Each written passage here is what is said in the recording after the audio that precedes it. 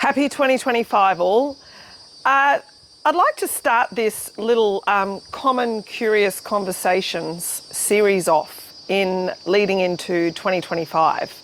As some of you will know who follow me, I run an online program which is a combination of online and in person called Strength Seekers.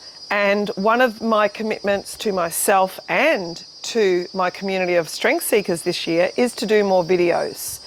So at the end of 2024, I put out a bit of a survey and asked people what they really enjoyed about what I did in 2024. And funnily enough, or maybe not so funnily enough, it was the videos that I recorded for technique and mindset. And I thought a great way to kick off 2025 would be to record what I call common curious conversations. So it's a triple C. Now, what do I mean by that? So as a mindset and a strength coach, I get so many amazing opportunities every single week in helping people go into their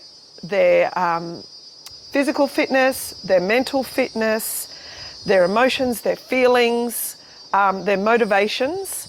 And I often think if I could just bottle some of these conversations, it could help so many other people.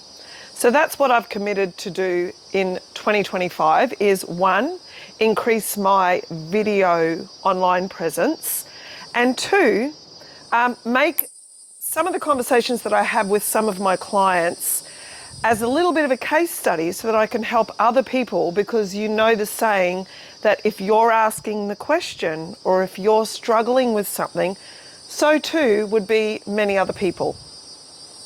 So today, as we go through the middle to the end of January, one of the big focuses that we all have is, one, what do we want more of in 2025? Okay, and two, what do we want less of in 2025? So if you think about goal setting or habit formation, that in itself is very powerful.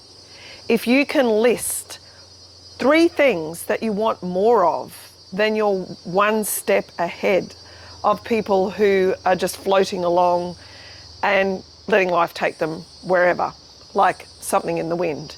So today I worked with one of my clients on nutrition. And one of the first things that I do with people when they come into my program is help them with their macros. I'm not a nutrition coach, okay? I'm a strength coach. But of course you cannot separate nutrition, strength, recovery, sleep. It's all part of a big whole of health and wellness. So today I sat down with one of my clients who really struggles with documenting her food that she eats. Now, what you don't track, okay, what you don't write down and track is something that you then can't measure your progress on. So it's really important that we do, at least at the beginning, write down exactly what we're eating each and every day, just to make sure we're not having any food amnesias. Oh, I forgot about that piece of cake. Or I actually thought I'd eaten heaps of protein, but I was 50 grams short.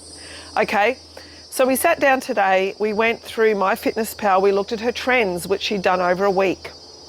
And then she said to me, you know, I'm really good at tracking my workouts, which we also use another app for, so people can track their workouts, they can see how they're progressing because it's written down, okay?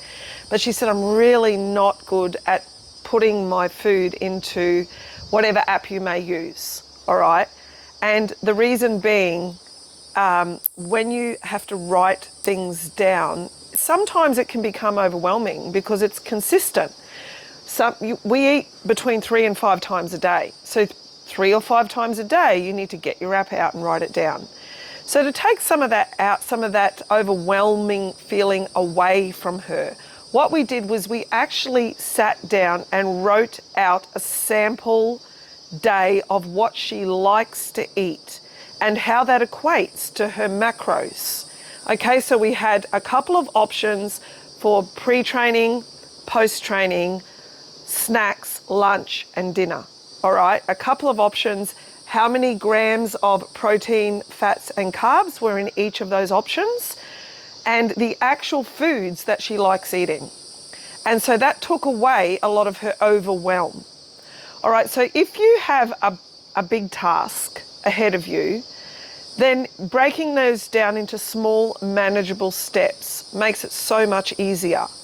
And the key that I believe to achieving nutrition that is going to nourish you, not only nourish your body, but your mind and your soul, because food gives us so much joy if we allow it to. Okay, so the way that I like to do that and work with people is, the first question I ask is, what do you like eating? What do you like eating each and every day? What's your favourite foods? And we use that to base as our plan to get our macros. So my client today walked away with a plan, written down specific examples of food that she loves, that met her macros, and the overwhelm was gone. So my message today is thinking about nutrition going into 2025. It's usually one topic that's at the top of most people's to-do lists, okay, is to eat better. All right. Think about the things that you love to eat. Think about what is that food? What does that food consist of? What's the protein, the carbs, the fats? Is that a sometimes food, or is that a staple food that you can put in your diet every day? And how do you fit that into your lifestyle? And if you are enjoying what you're doing with your eating, the chances of you sticking to that are 100% increased. So that's my little message for today in Common Curious Conversations. And each week I'm going to come on and post on a variety of different topics, all to do with creating a stronger life, a strong body and a strong mind. So happy 2025, everyone, and I'm excited to see you again soon.